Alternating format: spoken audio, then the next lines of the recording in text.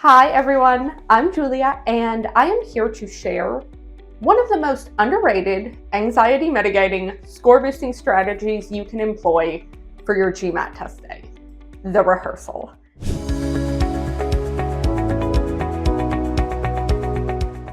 Let's start with the basics. The rehearsal is your chance to practice, not for the content, but for the logistics. It involves visiting your test center before the actual day of your exam. Think of it like this. You have already practiced everything else to prepare for the GMAT. You've likely studied for months. You've put a lot of time and effort into mastering quant formulas, data sufficiency, argument logic, all of that stuff. But what happens if you're late because of traffic, or stressed out by a confusing building layout, or surprised by a lack of parking? The rehearsal removes that uncertainty because it's no longer your first time dealing with all of these logistical issues. What should a test day rehearsal look like? Here is a checklist to get you started. First, plan the route.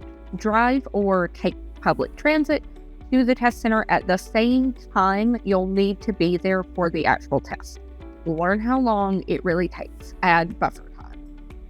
I plan for double the time my rehearsal took just to be sure I'd have plenty. Find the parking or entrance to the building. Know exactly where to go. If you are parking, figure out where, how far it is, and how you need to pay for it.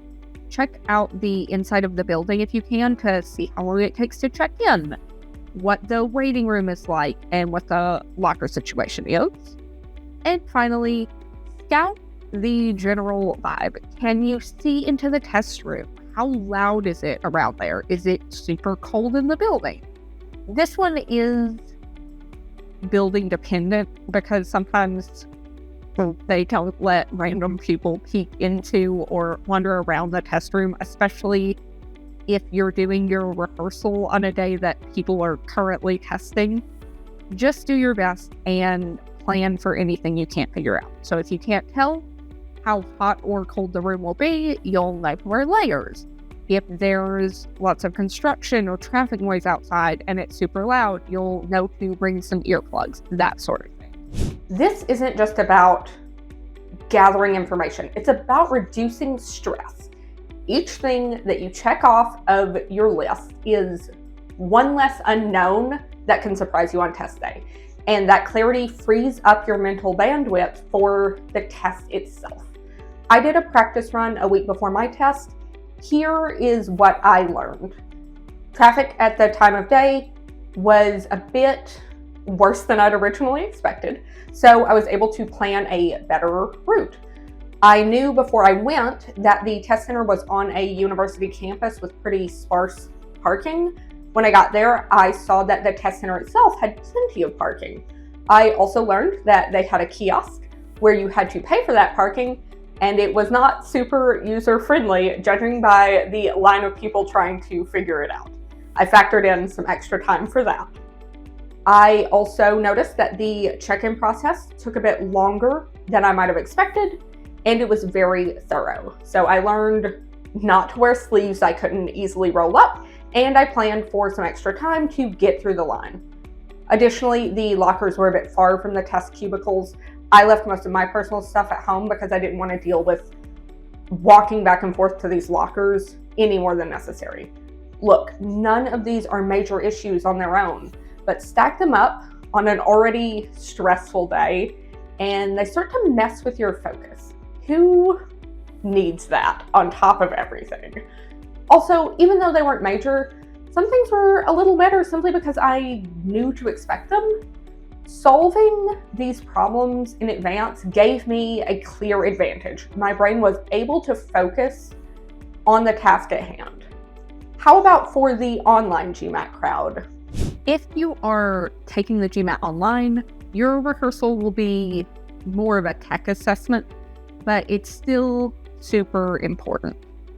Check your connection. Test your internet connection at the time of day that your exam is scheduled for. Check your space. Make sure your test space is quiet, private and, of course, meets the proctor's requirements. Check your tech. So double check that your webcam, mic, and ID scan if is all up to code. Also make sure your ID isn't expired and anything else like that. And finally, check your tools. Practice clearing your desk and using the online whiteboard if that's what you'll be working with. If you're using a dry erase board, make sure both sides are clear and you've got a couple of good markers in case one runs out. You don't want to be discovering glitches 10 minutes before the test starts, or you are setting yourself up for an unnecessarily stressful experience. So, whether you're testing at a center or online, the rehearsal is one of your best ways to reduce anxiety, avoid surprises, and give yourself a possible edge. You've already done the hard part by mastering the content. Let's make sure you don't get tripped up by little things that are easy to address. The GMAT is a big deal, and you deserve a practice run. Your nerves and your score will thank you. Until next time.